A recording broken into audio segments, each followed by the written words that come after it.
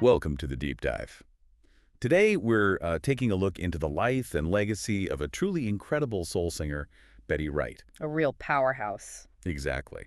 Now, just a heads up, the information we've pulled together for this comes from various places online. We've done our best to piece it together, but, you know, online info can sometimes be a mixed bag in terms of accuracy. That's a fair point. It's always good to keep that in mind. But the sheer volume of material available online about her does say something about her impact, doesn't it? It really does.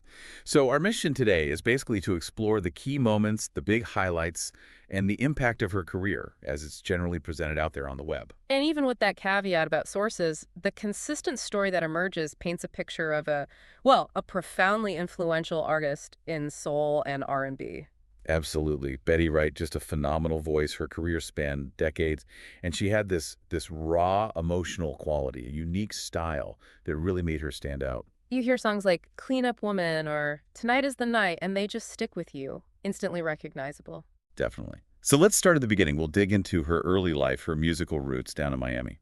It makes sense. You often find that an artist's beginnings, the environment, the sounds they grew up with, it all shapes what comes later, you know? Okay, so digging in. She was born Bessie Regina Norris, December 21st, 1953, in Miami, Florida. And it sounds like music was just everywhere for her growing up. That seems to be the story, yeah. Her mother, Eliza Wright, was a singer. Her father, Howard Wright, a gospel musician. So that household and her Liberty City neighborhood in Miami, it was just steeped in sound gospel, R&B, jazz. Wow. Imagine absorbing all that from day one. Yeah. The online info we found says her talent showed up really early, singing in church as a kid. Mm-hmm. And get this, by age 11, she was already in a gospel group, the Echoes of Joy. That's quite young. It is, and that early grounding in gospel, based on these online accounts, seems absolutely crucial. You can sort of draw a direct line from that experience to the soulful power she became known for. Well, gospel music really emphasizes that deep emotional expression, right? An incredible vocal skill.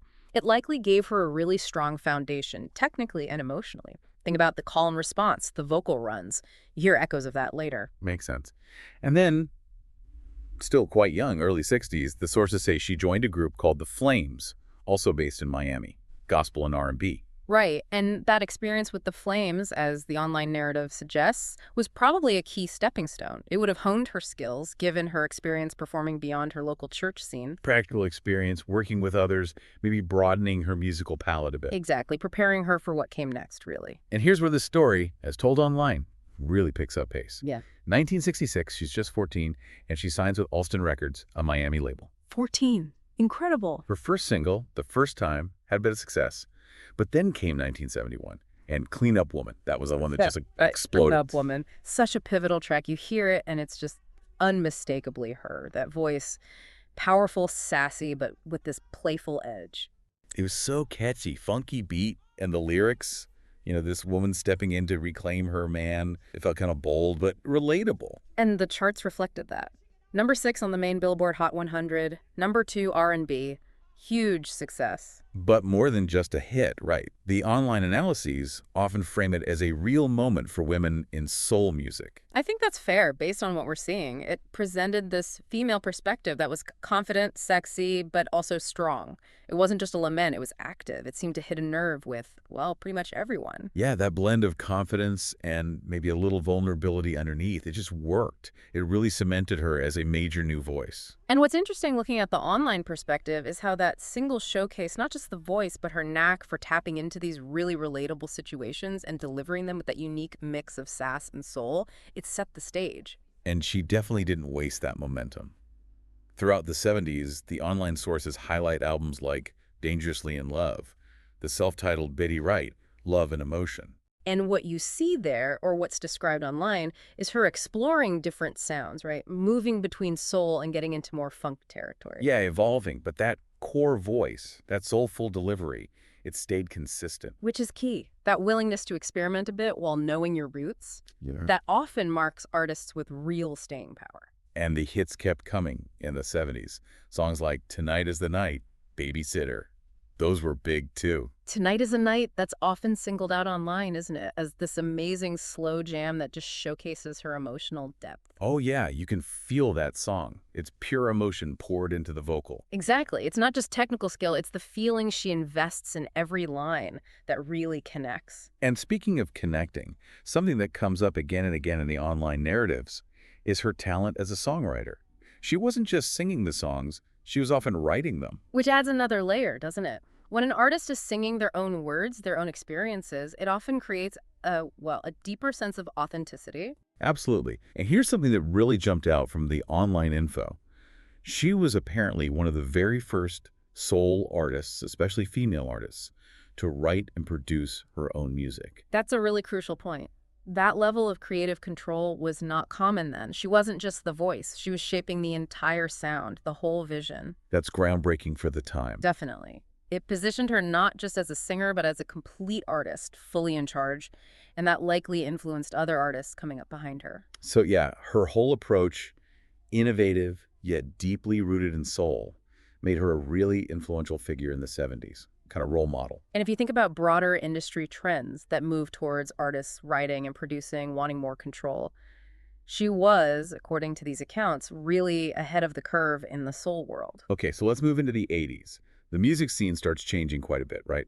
Pop, electronic music blowing up, soul music itself is kind of transforming. Yeah, the 80s brought a big shift. That synthesized, often more dance-driven sound became dominant. For artists rooted in the classic soul of the 70s, it could be a more challenging landscape commercially. And the online information suggests that was somewhat true for Betty Wright. She kept putting out music albums like Grits and Gravy, even worked with Rick James. She stayed active.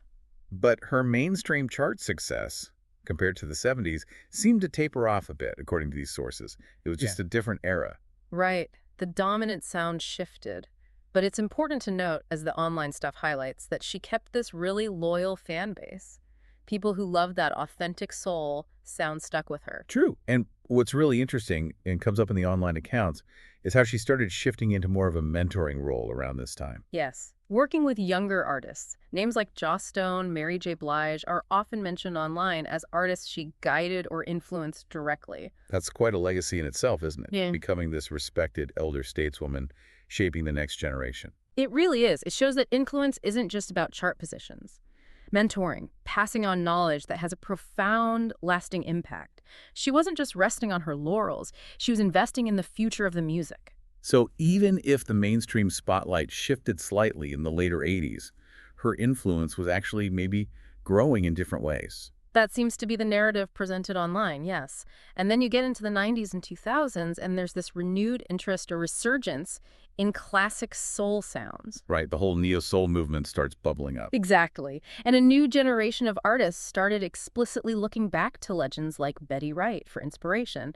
Her vocal style, her songwriting, that whole soulful vibe, it became a key reference point. The online sources specifically mention artists like Lauryn Hill, Erykah Badu, Alicia Keys, all citing Betty Wright as a major influence. That's huge. It really is. You can hear echoes of her style, that blend of raw emotion, catchy hooks, funky rhythms, and a lot of that neo-soul music.